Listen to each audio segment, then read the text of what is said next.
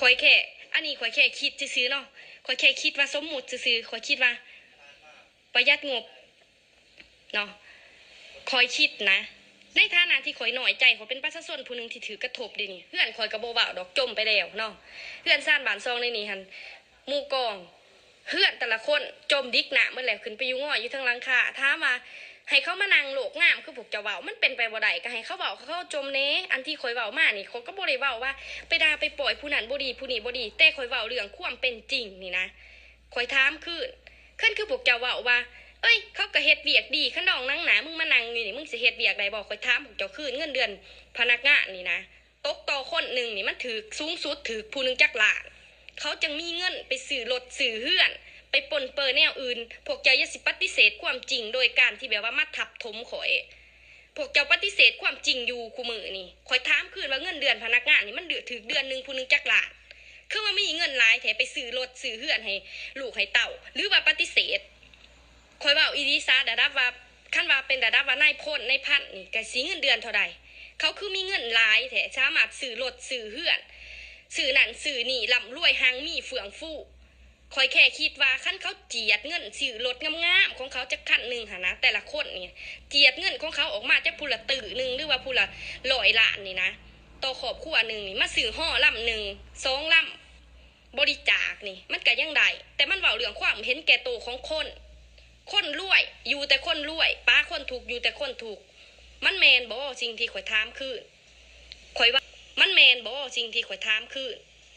ข่อยเว้าขึ้นมานี่เนาะว่าทับถมว่าเว้าให้คล้ายหนาคล้ายตาประเทศศาสตร์บ้านเมืองบ้านไผกับหักเบิดขั้นข่อยสิคล้ายหนาประเทศศาสตร์บ้านเมืองบ่นั่งเว้าภาษาลาวดอกสินั่งไลฟ์ภาษาอังกฤษนี่คนรับรู้ทั่วโลกโดดสบายดีพ่อแม่พี่น้องที่เคารพรักแพงทุกท่านบรรดาทานก็จะได้ยินคำอธิบายบางสิ่งบางอย่างของนางหมวย เกี่ยวกับปัญหาน้ำท่วมของภาคใต้เนาะที่คิดว่าเราเองและครอบครัวก็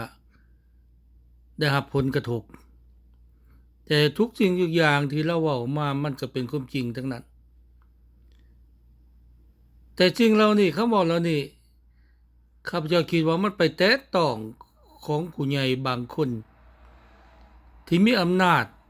วาสนาในคงเขตแล้วก็เลย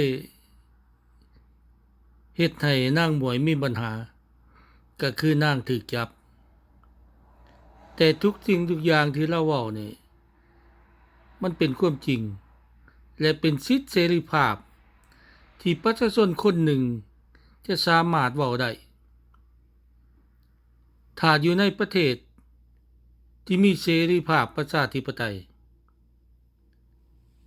แต่ประเทศลาวก็เป็นประเทศหนึ่งที่รัฐบาลเผด็จการสปป.ลาวได้ประกาศตนมา43 ปีแล้วว่ามีสิทธิเสรีภาพประชาธิปไตยประชาชนมีสิทธิปากสิทธิเว้าสิทธิทำอิงตามรัฐธรรมนูญของรัฐบาลเผด็จการสปป.ลาวแต่ความจริงแล้วในเมื่อประชาชนคนใดคนหนึ่งได้เว้าความจริงออกมาตามความคิดตามความเห็นและก็ตามสภาพการที่มันเกิดขึ้นแต่บุคคลคนนั้นก็ถูกจับถูกกุมถูกปราบปรามหรือหายไปคนนั้นก็หายสาบสูญดังที่พ่อแม่พี่น้องได้เห็นประจักษ์ตามาแล้ว43 ปีล่าสุดก็คือนางหมวยที่ถูกจับในวันที่12เดือนกันยายนปี2019หาก็ผ่านมาอาทิตย์หนึ่งเนาะอันนี้ก็คือสิ่งหนึ่งที่อยากจะให้พ่อแม่พี่น้องได้เข้าใจว่าทุกสิ่งทุกอย่างที่นางหมวยเว้าหรือว่าทุกสิ่งทุกอย่างที่พ่อแม่พี่น้องประชาชนในศาสตร์หลายคนเว้ามาในเฟซในใดก็ตามมันเป็นความจริงแล้วสิ่งที่สำคัญที่สุดก็คือสิเป็นสิทธิเสรีภาพของเขาที่จะต้องเว้าได้บ่ได้ผิดบ่ได้แม่นบ่ได้ฆ่าบ่ได้ตัวบ่ให้ทำไผเสียชีวิตอิงซี้หยังหมด รื่องสิทธิเสรีภาพในการปากเว้ามันสมควรที่มนุษย์ในโลกนี้จะสามารถเว้าได้ในทุกๆประเทศในทุกๆบ่อนอันนี้แม่นทุกประเทศในทั่วโลกมันเขาปฏิบัติกันแต่อยู่ในสปป.ลาวแม่นปฏิบัติบ่ได้ถ้าไปแตะต้องถึงผู้ใดผู้หนึ่งที่มีอำนาจวาสนาก็แสดงว่าผู้นั้นก็จะต้องถูกปราบปรามเพราะฉะนั้นพ่อแม่พี่น้องทั้งหลายจงพินิจพิจารณาเรื่องนี้พวกทานจะจมอยู่ในความมืดนี่บ่พวกทานจะจมอยู่ในอำนาจเผด็จการนี่บ่หรือพวกทานต้องการสิทธิเสรีภาพประชาธิปไตยให้แก่ตนเองและครอบครัวทั้งประเทศชาติเพราะฉะนั้นก็